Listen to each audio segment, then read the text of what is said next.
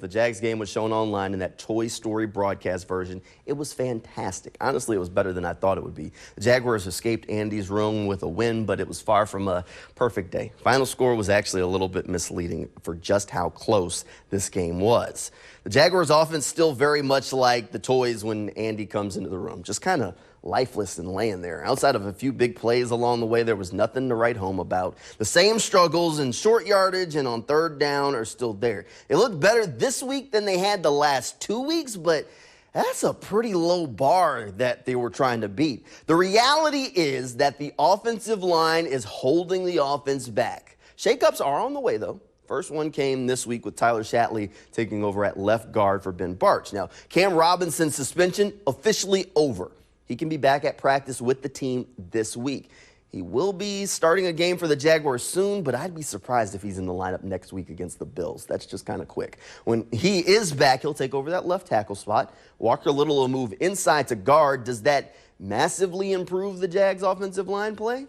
The first shakeup today didn't change much as far as results go, so we'll have to kind of wait and see if adding Cam back will help all that much. Now, while the Jaguars' offense is still trying to figure out the defense, so basically it said, you kind of got a friend in me. The Jaguars are a defensive football team right now, and in big situations, defense has stepped up and got the job done. The star of the defense has been Josh Allen. He had his second 3-sack game of the year. Now, when he shows up, he shows up. Josh Allen's definitely Duval's favorite deputy against the Falcons today. Allen is in the final year of his contract, and after 4 games, he has 2 performances that have sent him to infinity and beyond, and 2 games that were much closer to just falling with style than flying. 6 sacks in 4 weeks is a great stat line, but the Jaguars need him to kind of be a consistent force in the pass rush and not pull any more disappearing acts. Next week, 2 Josh Allens will be on the field at the same time now.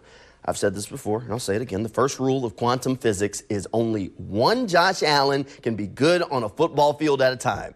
Jaguars need their Josh Allen to show he is the real Josh Allen and not just another one from the shelf. He did that the last time the Jaguars played the Bills. It was the Jaguars' Josh Allen who had a big day, a sack and an interception, and the Jags won the game 9-6. I don't see another 9-6 game in the cards, but you never know in the NFL. If Allen can have another day like that, another stat line like that for the Jaguars next week, maybe, just maybe, Trent Wilpolk, you'll need to start thinking about tossing some dollars Josh's way, but the Jags can't afford to break the bank for Josh if he's just another Space Ranger on the shelf.